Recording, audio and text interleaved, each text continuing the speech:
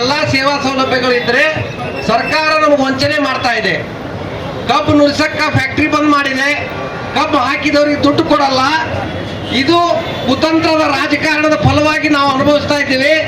ಇವತ್ತ ನಾವು ಬರಗಾಲ ಘೋಷಣೆ ಆಗಬೇಕು, ಸಂಪೂರ್ಣ ಸಾಲ ಮನ್ನಾ ಆಗಿ ಹೊಸ ಸಾಲ ಸಿಗಬೇಕು, ಎಲ್ಲರಿಗೂ ಇನ್ಶೂರೆನ್ಸ್ ಬರಬೇಕು, ಪರಿಹಾರ ಸಂಪೂರ್ಣ ರೈತರಿಗೆ ಬರಬೇಕು. ಎಲ್ಲ ಮೋಸ ದಲ್ಲಾಳಿ ಈ ಭ್ರಷ್ಟಾಚಾರದಿಂದ ಆಗ್ತಾ ಇದೆ, ಅದನ್ನು ತಡೆಗಟ್ಟಬೇಕು. ಅದಕ್ಕೆ ಇವತ್ತ ನಾವು ಬೀದರ್ ಜಿಲ್ಲೆ ರಸ್ತಾ ರೋಕ ಮಾಡ್ತಾ ಇದ್ದೀವಿ. ಟೈಮ್ ಕಳೆಯರಂತಂದು ನಮ್ಮ ಗೌರವಾಧ್ಯಕ್ಷರು ಈಗಾಗಲೇ ಹೇಳಿದ್ದಾರೆ. ಹೋರಾಟದಲ್ಲಿ ಎಲ್ಲರೂ ಬೆಂಬಲ ಕೊಡ್ಬೇಕಂತ ಹೇಳಿ ನಾವು ನೀವು ರಸ್ತೆಗಿಳಿಯೋಣ.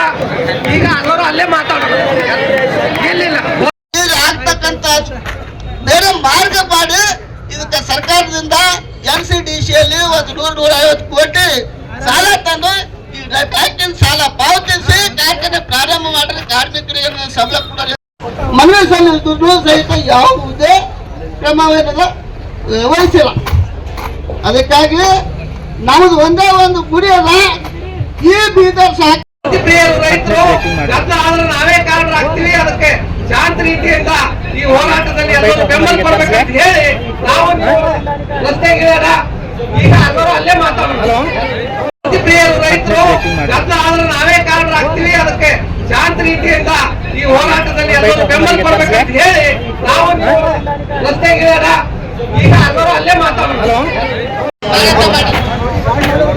ಮಾರಾಟ ಮಾಡಿದ್ಕೇನಾದ್ರೆ ನಾವು ರೈತರೆಲ್ಲ ಹೋಗಿ ನಮ್ಮ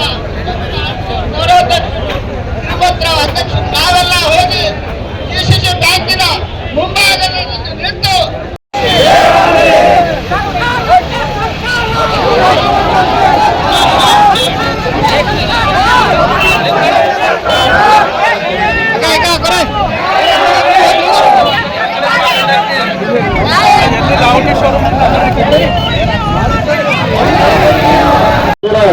ಪಾರ್ಲಿಮೆಂಟ್ ಓಡಿ ಬಂದಾಗ ಹಿಂದಿನ ಬಾಗಿಲಿಂದ ಓಡಿ ಹೋಗಿ ನೀವು ಅಂಥವ್ರಿಗೆಲ್ಲ ಕೂಡ ನೀವು ಕಲ್ಲೂರಿದ್ದೀನಿ ದೇಶ ಕಂಡವು. ಅದ್ರ ಮುಂದೆ ಬಂದ ದೇಶದಲ್ಲಿ ನೀವು ಶಾಲೆ ಕೊಡ್ಲಿಲ್ಲ ಅಂದ್ರೆ ಈಗ ಮುಂದಿನ ದಿನ ನೀವು ಎಲ್ಲಿ ಕಾಣಂದ್ರಿ ಎಂಬುದು ಕೂಡ ತಿಳ್ಕೊಬೇಕಾಯ್ತು. ಈ ಸರ್ಕಾರ ಇವತ್ತು ಒಂದು ಗೊತ್ತಪ್ಪ ನಿಮಗೆ ಗೊತ್ತಾ, ಎಲ್ಲಾ ವಿದ್ಯಾರ್ಥಿಗಳು ಗೊತ್ತಾ ಬೀದಿಗಿಳಿ ಅವರವರ ಹೋರಾಟಕ್ಕೆ ಗೊತ್ತಾ ಏನು ವಂಚನೆ ನಿಲ್ತಾರ. ಇದ್ರ ಬಗ್ಗೆ ಗೊತ್ತಪ್ಪ, ಮುಂದಿನ ಚುನಾವಣೆ ನೀವು ಯಾವ ದಿಕ್ಕಿ ಹೋಗ್ತಿರೋ ಗೊತ್ತಿಲ್ಲ. ಅದಕ್ಕಾಗಿ ಏನು ಗೊತ್ತಾ, ಕೈ ಅವರು ಅವಮಾನ ಮಾಡಿದ ಅಂತ ಹೇಳಿ ನಾವು ಸ್ವಚ್ಛ ಮಾಡಿದಂತ ನಿಮ್ಗೆ ಗೊತ್ತಿಲ್ಲ. ಯಾರು ಅಸ್ಪೃಶ್ಯತೆ ಆಚರಣೆ ಮಾಡಿದ್ರೆ ಆ ಆಚರಣೆ ಮಾಡಿದಂತ ಜನಗಳಿಗೂ ಕೂಡಲೇ ಅಲ್ಲಿನ ಸರ್ಕಾರ, ಕೇಂದ್ರ ಸರ್ಕಾರ ಮತ್ತು ವಹಿಸಿ ಅವ್ರಿಗೆ ಬಂಧಿಸಿ ಕಠಿಣ ಕ್ರಮ ಕೈಗೊಳ್ಳಬೇಕಂತ ಹೇಳಿ ಕನ್ನಡ ಸಂಸ್ಥೆ ಒತ್ತಾಯ ಮಾಡ್ತಾರೆ. ಬಹಳ ಹೊತ್ತು ತಾವು ನಿಂತೀರಿ. ಸುಮಾರು ಬೆಳಗ್ಗೆ 8-9 ಹಳ್ಳಿಯಿಂದ ವೆಹಿಕಲ್ ಕೊಟ್ಟು ಬಂದಿರಿ. ಅದಕ್ಕಾಗಿ ನಿಮ್ಮೆಲ್ಲರಿಗೂ ನಾನು ಥ್ಯಾಂಕ್ಸ್ ಹೇಳ್ತೀನಿ. ಈಗಾಗಲೇ ಸತ್ಯ ಎಲ್ಲರೂ ಮಾತಾಡ್ರೆ ಅದಕ್ಕಾಗಿ ನಾ ಏನು ಮಾತಾಡಕ್ ಹೋಗಲ್ಲ. ಧನ್ಯವಾದ ಹೇಳ್ತಾನೆ ಎಲ್ಲರಿಗೂ.